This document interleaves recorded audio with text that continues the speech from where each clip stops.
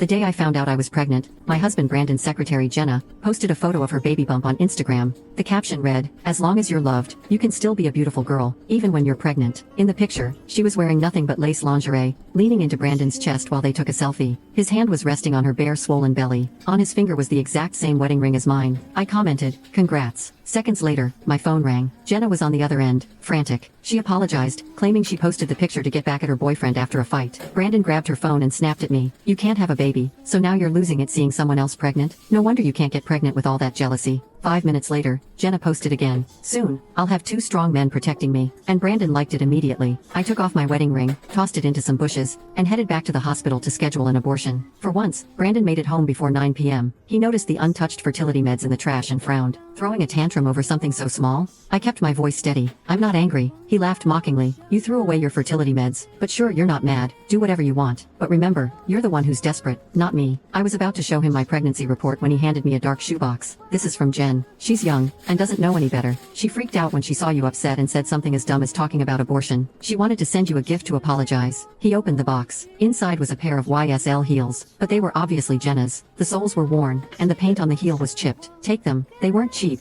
and she barely wore them. She's only been working for a short time, so she doesn't have much. But giving you these shoes really hurt her," Brandon said. I let out a dry laugh. 30 minutes before he got home, Jenna had posted on Instagram, flaunting her brand new Chanel sandals with the caption, "To the best boss in the world, thanks for your obvious favoritism. It gives me the confidence to show off." When I didn't take the shoes, Brandon's expression hardened. "Sylvia, what's your problem? You're almost 30, and you're still giving a young girl a hard time. Is this really necessary?" He threw the box at me, hitting me square on the head. I groaned, grabbing my forehead as tears filled my eyes. Brandon looked alarmed. "I didn't mean to do that. Let me see." I pulled away as he reached out. "I'm fine," I muttered. Ignoring me, he pried my fingers away from my forehead, seeing the swelling. His face darkened. "This doesn't look fine. Stay here. I'll get some ice." Before I could stop him, his phone rang. The screen lit up, showing the caller ID. "Little trouble," dripping with affection. "Brandon." Jenna's voice came through. Hearing her whimpering, Brandon tensed. "Jen, don't cry. What's wrong?" "I have a stomachache," Jenna sniffled. "I want to go to the ER, but I got on the wrong subway and I don't even know where I am." Brandon frowned. "Why didn't you call me when you decided to go to the hospital? We agreed I'd drive you." Jenna's voice was timid.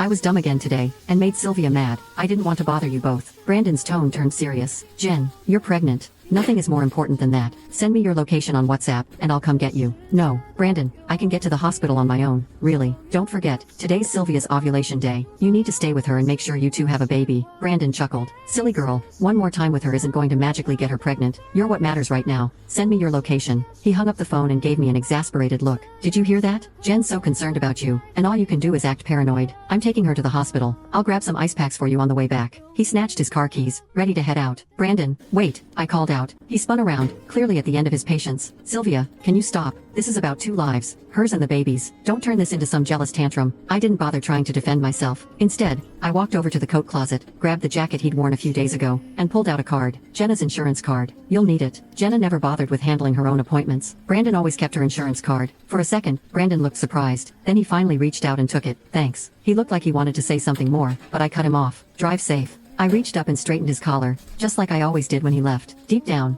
I knew this would be the last time.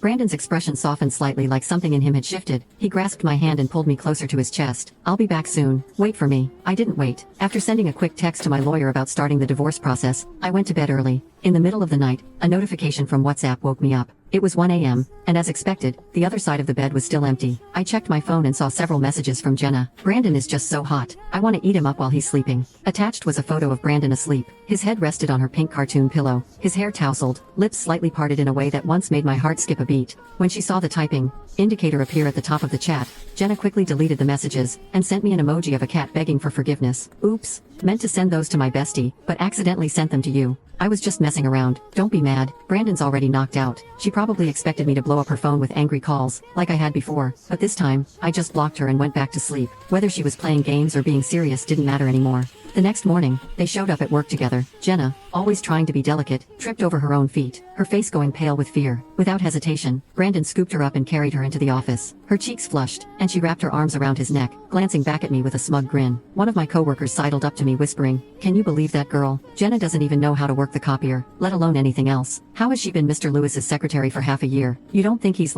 actually into her, do you?" I was busy texting my lawyer and nodded absent-mindedly. "Maybe." As soon as the words left my mouth, I heard Brandon's voice, Sylvia, come with me. I turned around to find him standing right behind me, his eyes cold and unfeeling. No one in the office knew we were married. Brandon was adamant about enforcing the company's no office romance policy. So to everyone else, I was just another senior employee. At work, he always kept his distance. Once, when I had a 104-degree fever and could barely stand, I went to him, hoping he'd take me to the hospital, but he brushed me off, worried about what people might think, and told me to get HR to give me the day off. Yet, if Jenna so much as whispered about a stomachache, Brandon would cancel meetings and rush her to the doctor. I followed him into his office, watching as he gently told Jenna to go rest in the back room. Once we were alone, Brandon came over and grabbed my hand, his voice low. Still mad? I pulled my hand away, keeping my tone distant. I told you, I'm not mad. He placed his hands on my shoulders, his eyes drilling into mine. Don't lie to me. I didn't come home last night, and you didn't even call or text. And you expect me to believe you're not upset? I frowned, confused. Jenna was with you, right? She's your secretary. She'd take care of you. His expression darkened, and his grip on my shoulders tightened. I winced from the pressure and tried to pull away. In the struggle, he shoved me onto the couch. As I pushed myself up, my hand brushed against something. I tugged at it and pulled a pink lace bra from between the cushions. The anger drained from Brandon's face as soon as he saw it.